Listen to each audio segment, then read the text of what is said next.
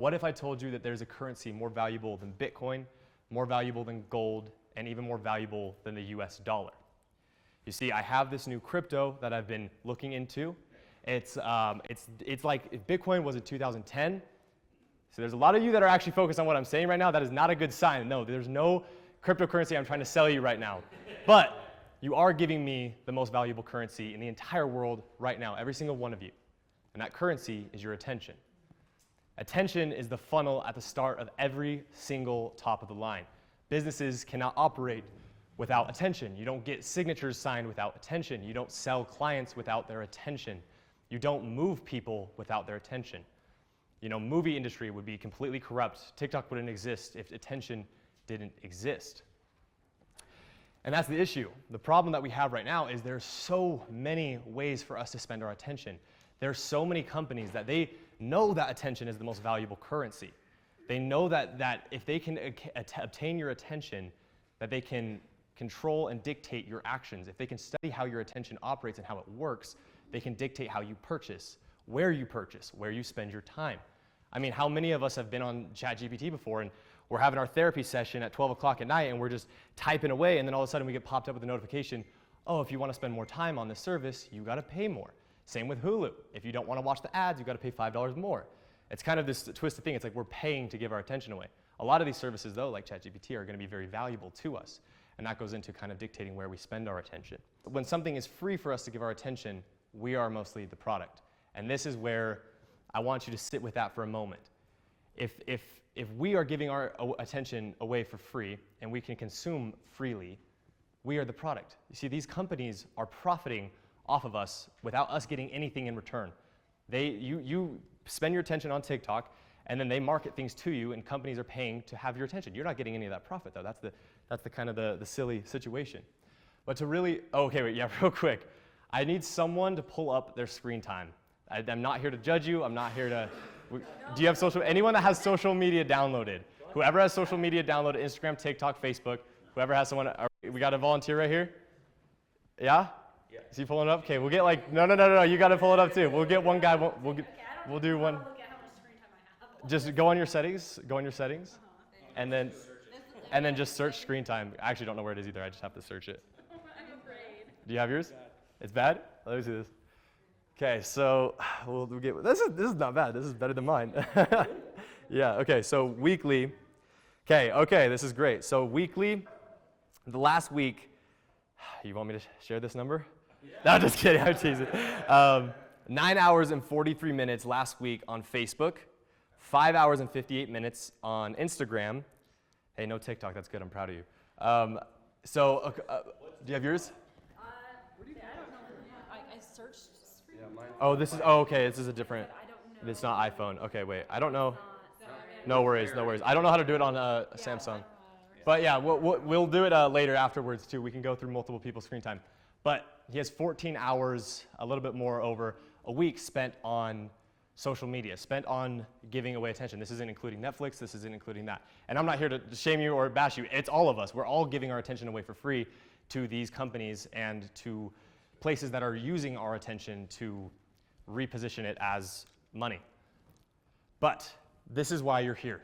We're here to flip the script. The same systems that they are using to monetize your attention, we can also monetize attention because everyone else is also giving their attention away for free. And there's so many people that on these platforms, they're able to position, instead of them giving away so much of their attention, they're creating more than they're consuming. And that's the issue right now, is we consume more than we're creating when it comes to the attention economy. But to really understand attention, we got to go back to Nazi Germany. I know, crazy transition, but just stick with me. This drug right here, Pervitin. Has anyone heard of Pervitin? Do you guys know what this is? No. Good job. So this aesthetic little blue and white bottle is just packaged meth. And they used this back in World War II. In 1937, a German chemist found out how to basically hardwire the brain to operate at ways that it had never been able to operate before. These soldiers could stay up for 78 hours straight on the battleground, shooting guns inside tanks, going crazy, going berserk. I mean, could you imagine like we take all the people off the streets and we just gave them guns and just said, go kill people. There's no remorse. They literally have so much dopamine and serotonin rushing through their bodies that they don't think about anything else because they're so laser focused. They weaponized attention. They weaponized attention. Think about that. That is so insane that this chemist found a way to literally weaponize and to control attention in a way that could help them almost win many battles, but to overachieve. And America also did the same thing. It was a less potent drug, and it wasn't straight methamphetamine. Yeah, there's a lot of that stuff. So what happened was, after the war, they realized this is not good for people. You know, they literally called it tank chocolate. Sometimes instead of the pill form, they'd put these in chocolates because, and they'd call them tank chocolates, not because they would put them inside the tanks or anything, but because it would literally make people feel invincible. It would feel like, methamphetamine. It would feel like you were on a drug and you could have complete, no limitations, like NZT. I don't know if you guys have seen that show with NZT. Limitless, thank you. And so the pharmaceutical companies saw this. They saw how that these drugs had so much control over people's minds that they didn't build any remorse. They just had complete energy. They weren't complaining. They were able to do things that humans couldn't do before. It made them literally superhumans. And so instead of just pushing all the science aside, they said, okay, how could we rebrand this? How could we remarket this? So over the course of the next 10, 20, 50 years, they started to play around with it. And by removing a couple chemicals, actually only one chemical, they came up with Arbitrol, which was this drug that was marketed mainly towards housewives to stay skinny and to be happy and be energetic. But it didn't really work that well because the pain point wasn't too big. So they tried to rebrand it again. And they said, all right, let's come up with a better name for it. Let's make it so that more people can consume. And instead of going towards the people, let's do something that they care about more than themselves, their children. And every child has attention deficit. Every child is chaotic. Every child is sporadic, and they have these sporadic tendencies. So instead, they marketed it towards the parents, and they branded it as Adderall, Ad for All. Because they knew that if they could get the parents to fear that their kids had some sort of problem, attention deficit disorder, that they would get them into a doctor and help them get better attention. But the result of this Adderall is now 17 million people are prescribed, and it's a 25 billion. Yeah, of course. No worries. For sure.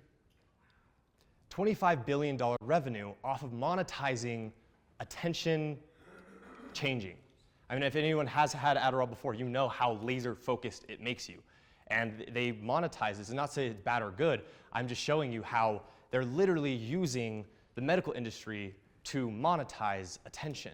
I'm showing you how valuable attention is in this day and age, and how big companies, pharmaceutical companies, the government, and even apps on your phone are monetizing your attention. They're not selling pills, they're selling attention, and they're selling academic success. And this is the real catalyst. Your attention is being harvested. Like I said before, we gotta love ChatGPT. This is great visual from ChatGPT. I said, make a visual for your attention being harvested, and look how dystopian that is. That is so dystopian, but that's what's happening. We're giving our attention away for free, and they don't even know it, because look, they're not even looking up. The machine is coming for them to get their money. I mean, I literally just bought something. I bought this electrolyte on TikTok Shop last night, $35. Just a quick ad that I saw on my screen, and I was like, that's crazy. Like, you're just naturally getting monetized without you even knowing it. Let's take something we all know, Netflix. We all know Netflix. It's been in our lives for tens of years. And I was gonna say tens of thousands. I was like, it hasn't been in our lives for tens of thousands, but soon, eventually it will. It's been for tens of years. But we'll go back 20 years to when it was just DVD by mail. And I know I might look young, but I did experience this. I remember like having to convince my mom that my movie option was better than my brother's movie option because we could only get 2 movies a week, and I wanted 2 movies and he wanted 2 movies, and it was a rough time, you know. Couldn't get that dopamine as fast as I wanted it. But back then, they were losing to Blockbuster. Blockbuster was doing 7 times the amount that they were doing. You know, they had stores all over the US, and Netflix was just a mail-by service. Blockbuster was winning because the attention was easier to obtain by driving to a store, picking up your CD, going back, watching it, and dropping it back off rather than shipping it. Sure, it might have been easier to ship it, but the time to get the product took longer. But then in 2007, that was when they decided to pivot to streaming. And this was where it really changed everything for them, because right before they did, they were doing a little bit less than $1 billion in 2006. They did like 965 million. Incredible numbers. I mean, they're absolutely crushing it. But they noticed something crucial. They weren't in the movie business.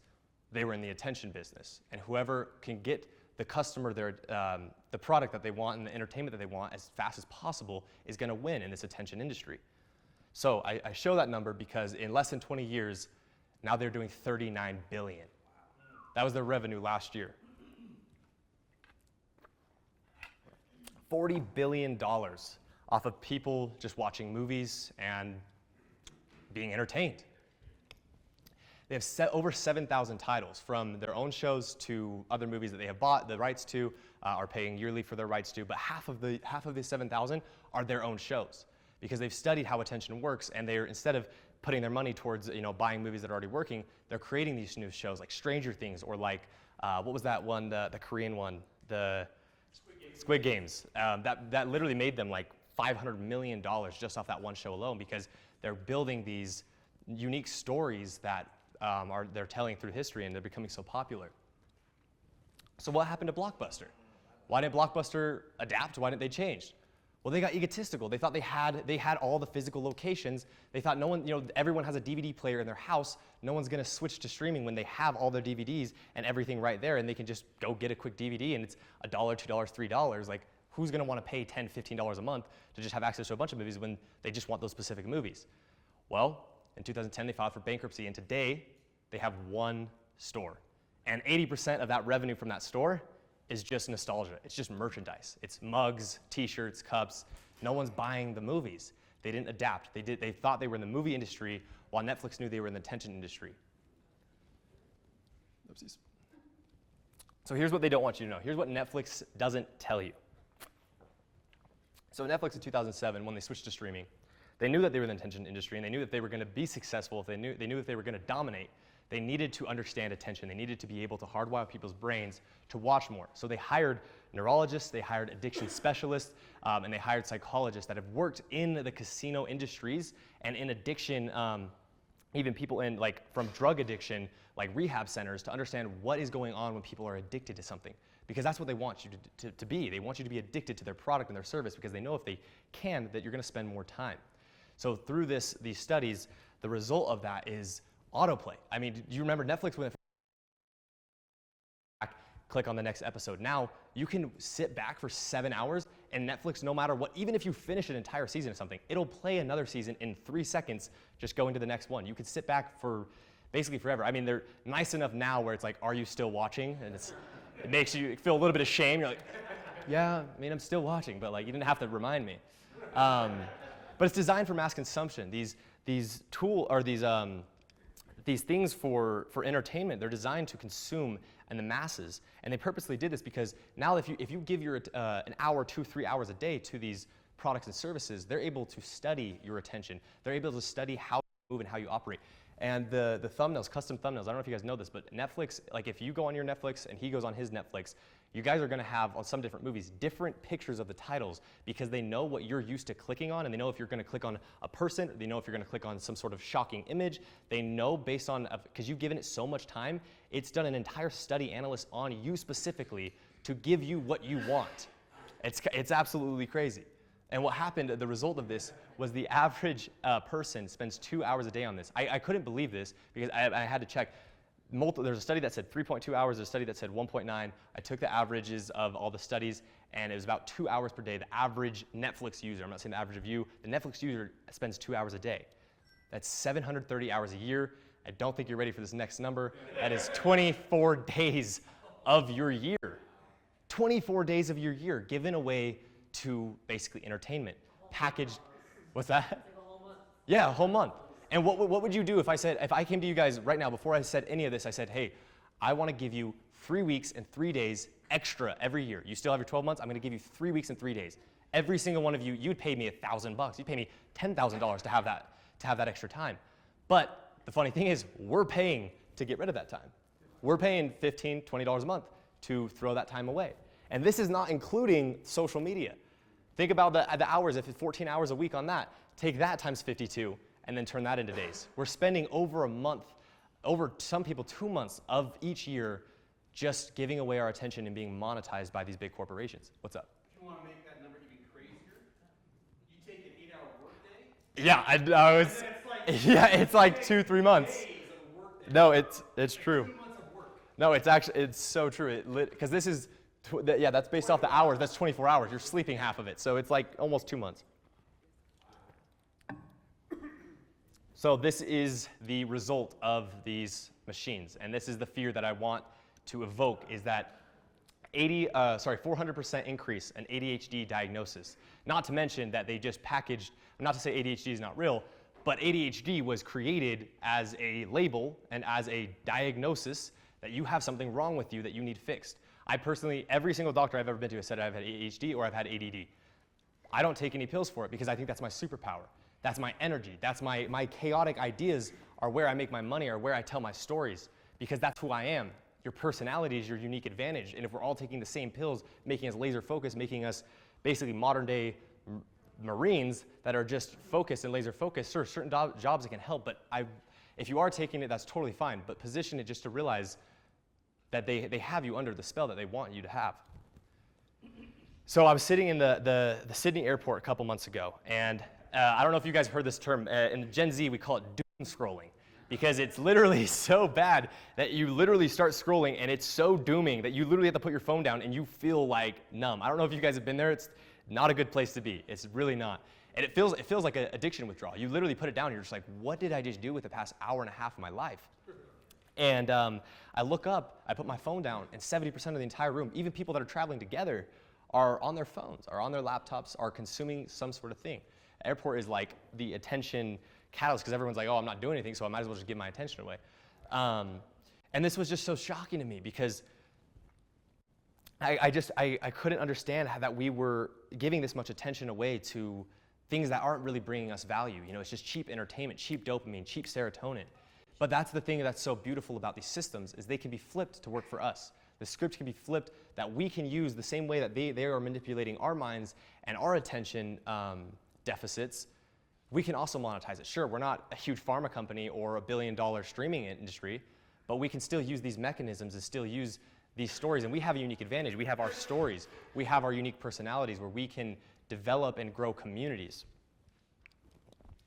So everyone, have you guys all heard of the Dollar Shave Club? Yeah? Okay, cool. So this is a really unique story, because Gillette had 70% of the shaving industry. This was like 13 years ago. They controlled 70% of the shaving industry. And they had everyone convinced that you need a 5-blade technology, and that you need to buy a new blade for $4 to $5 every couple weeks, and that your blade's gonna go dull, so you need a sharper blade. But the thing that was really interesting about this is they were only spending 8 cents a blade to make. They had a 4,000% markup. And this guy right here found that out. He knew that. And so he goes, no. If I can get these for 10 cents, 15 cents, even 20 cents, I can get these to people's door for $1. And if I get thousands of people subscribe to me and I'm at a 80% price cut, I should be able to get millions of people on board with this. And that's exactly what he did. He made this ad where it was authentic. It was him. It was his genuine, blades are effing great. That was literally his ad he posted to YouTube. It got millions and millions of views. And that ad only cost him $4,500. Through that authentic video, he took, Gillette was spending the same year he launched this video, Gillette spent $750 million on advertising. He spent $4,500 on this video.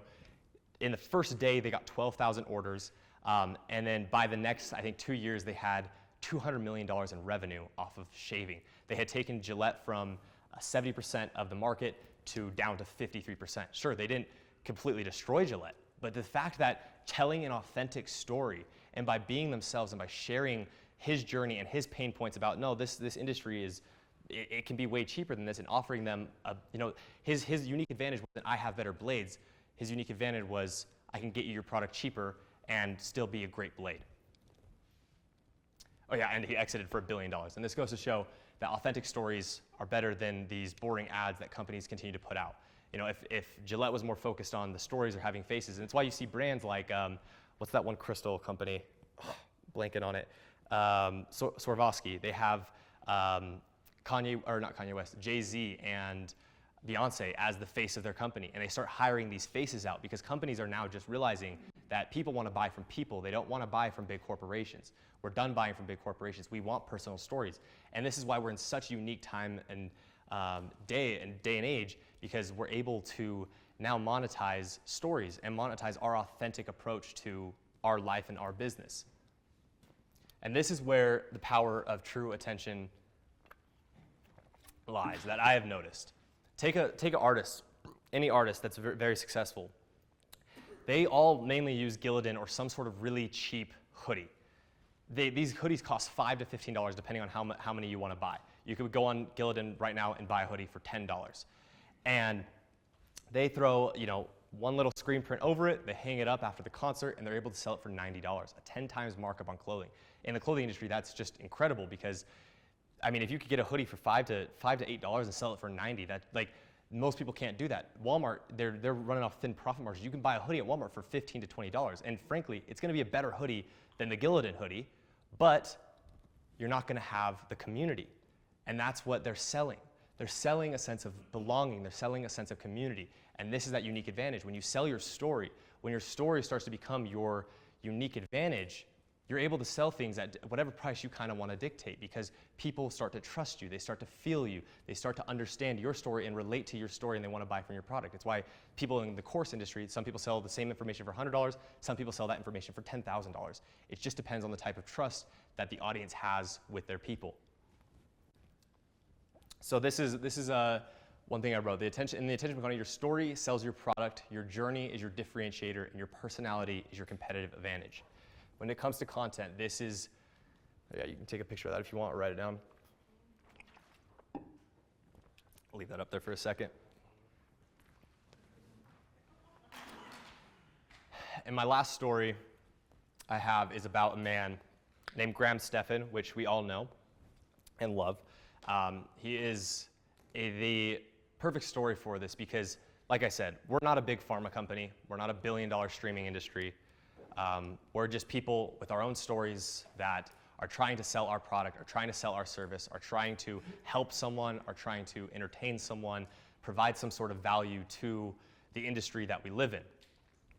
And Stephan, he was a real estate, or he still is a real estate investor, and he was doing $500,000 a year at 26 in real estate. He was crushing it. But you go to YouTube to try and find some information on things that he was studying or that he wanted to learn, and he realized a lot of the information was kind of crap. And the people that were teaching about the information weren't even in real estate. They weren't selling real estate. He was actively selling real estate. So he thought, all right, you know what?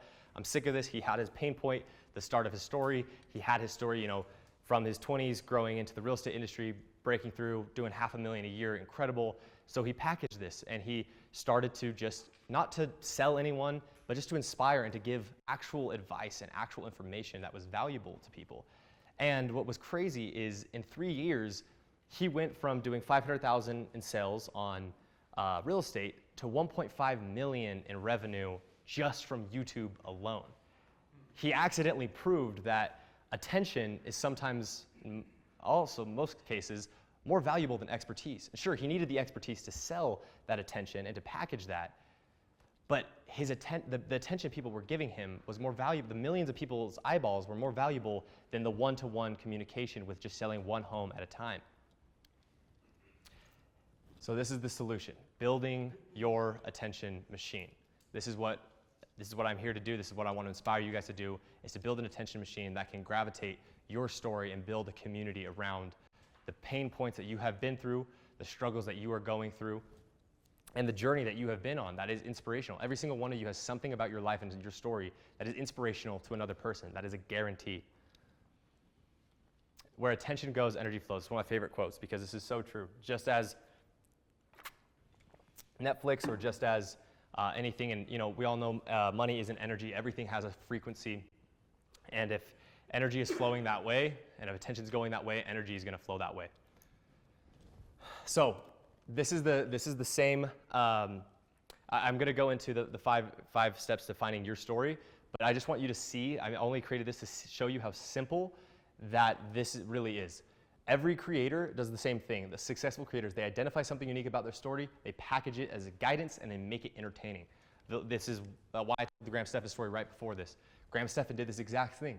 He identified something unique about his story. He was 26, doing $500,000 a year. He packaged his guidance in an entertaining way. He had the Lotus, his car in his garage. He put all these cool lights up, and he put visuals on the screen. He would go to real estate properties. He made his guidance entertaining.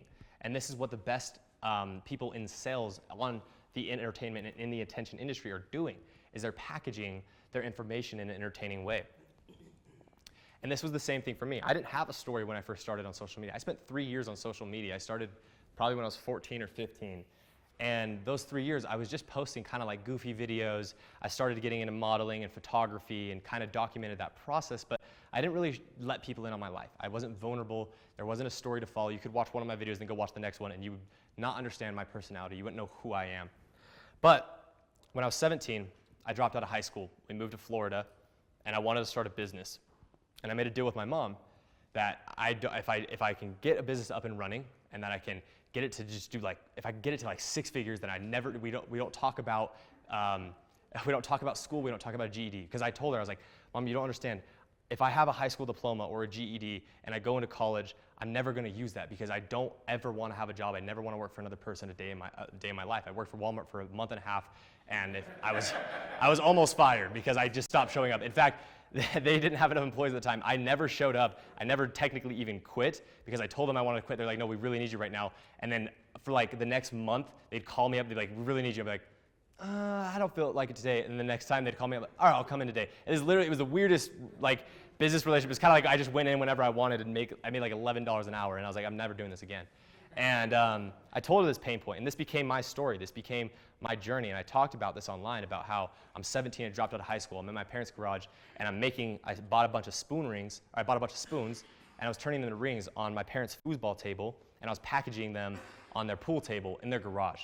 And this became my story. This became my journey of building a business from my parents' garage at 17, dropping out of high school. And through this story, I was able to grow a really successful brand, and I was able to get views that I'd never obtained. In fact, the 4th month of doing this, I got 60 million views.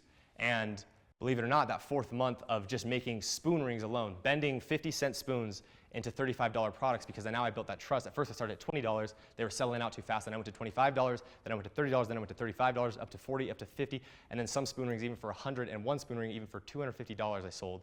A spoon. I sold a spoon bent for $250. Yes, someone paid me $250 to bend a spoon. But it was all built on that trust. It was built on this virality. I had this story of this influencer who commented on my video. I started this series about making these rings for influencers, and all the way up to some really big names in the industry in that day and age of TikTok, when it was all these new people up and coming. And what happened that 4th month was I generated 60 million views of attention. And that attention down that funnel got pushed out, and I turned spoon rings into $107,000 in that 1 month. 6 figures in 1 month off of bent spoons. And I'm telling you this just to show you how valuable attention really is. If a 17-year-old kid in his parents' garage can turn attention into 6 figures off of spoon rings, what could you do with the information that you have and the stuff that you're not really telling people about, that you've spent your whole life? You guys have had way more time living. I'm not using that as a roast, but no, but you've had more time on this life. You have more stories. You have more pain points. You have more struggles than I have gone through. I haven't gone through the struggles that you guys have gone through. You guys are my inspiration. The people that I look up to are you guys. The people that I watch on social media are usually older than me. They've been through things that I haven't been through yet, and I want to take their information. I mean, the best people, they don't learn from themselves. They take other people's pain points and they, use it to their own advantage to not have to go through it. So these are the 5 questions that I want you guys to identify to create your story. And you can have your phones pulled up. I'll leave them on for a second at each one. I have them big and bold. So number 1, what is a moment in your life when everything changed, when you saw the world differently or decided to do things your way? This is that hero's journey, that start of everything. Why did you get into real estate? Why did you come to this event? What is the struggles that you are going through or that you went through that led you to the person you are today, or that is going to lead you to the person you're going to be tomorrow? Once everyone's done with that, let me know. Okay, cool. Number 2, what have you figured out the hard way that most people get wrong? What is your biggest struggle, or what was your biggest struggle? This goes back to what I was saying just a second ago, is finding that thing that that you have been through that you would actually genuinely not want other people to have to go through. What is a struggle that you went through that you could actually inspire people to be like, no, look, there is another way, you can do this faster, you can do this better. There's so many things even with my business, and if I ever want to start a course, that I could have done faster to get to 7 figures even faster. Because that's just how life works. We go through the struggles, and then we can package those struggles as guidance, as help. So number 3, if you had 5 minutes to speak to your younger self, what story would you tell him or her, and why? See, this question is positioned this way because I want this to be a moment of reflection for you guys, a moment to get vulnerable with yourself, a moment to ask yourself, there's nobody watching you, there's nobody talking to you, there's not a million people that are on the other side of the screen judging you, just you and yourself. Because eventually I do want you to share those vulnerabilities with everyone, but you have to start with yourself. You have to start with that conversation with yourself. What is the story? What is something you went through that was so hard, was so challenging, that your younger self would be like, I did that. I'm so proud of myself. I'm so grateful I took that risk. I'm so grateful I came to this mastermind. I'm so grateful I showed up at that event where they were able to bring me to this mastermind. And number 4, what do you believe deep down that others find bold, weird, or even controversial? We all know controversy in this day and age wins. I mean, look at the Kardashians, look at Kanye West, look at Logan Paul. They're making these billion-dollar companies off of controversy, and they're using their controversy that they've obtained over the years to then, get that attention towards their product. It's like that quote, it's like all attention's good attention, because it all is able to turn an eye. It's like even with Kanye West, he's still able to sell albums even though he's saying the craziest stuff that anyone's ever heard anyone say online before.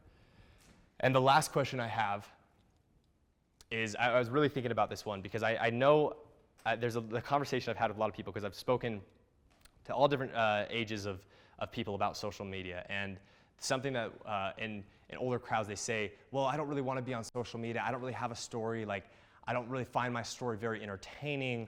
I do the same thing every day. The question I have then is, what is the craziest thing you can do for your life or your business right now that makes an entertaining story?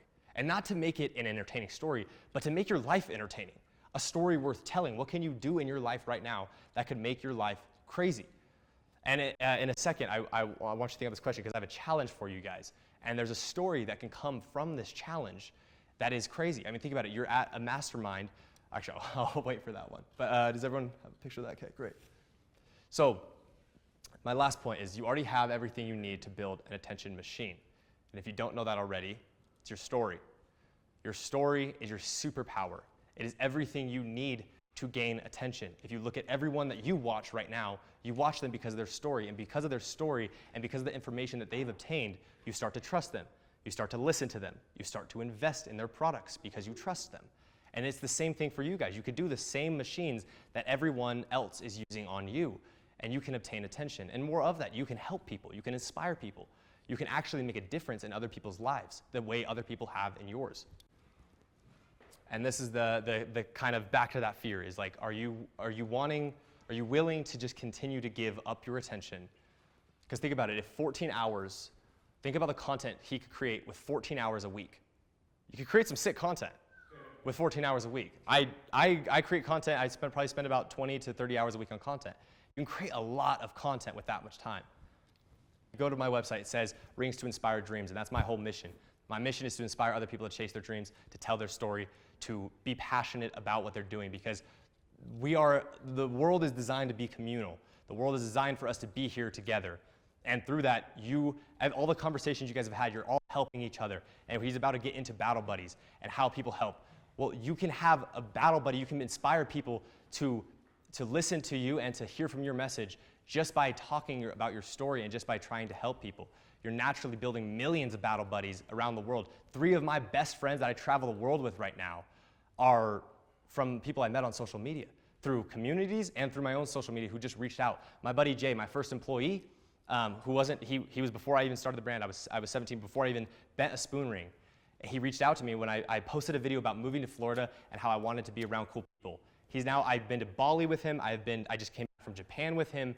This is the power of social media. This is the power of telling your story. This is the power of being vulnerable and stop caring what other people think when it comes to social media. Thank you guys for your time. I really appreciate it. Hi, thank you for watching my speech on attention. I really appreciate it if you have made it this far. You know, I didn't want to be someone that doesn't practice what they preach. And I'm telling all these people to, put your story out there, be vulnerable, and share your experiences with the world because you never know who it might inspire.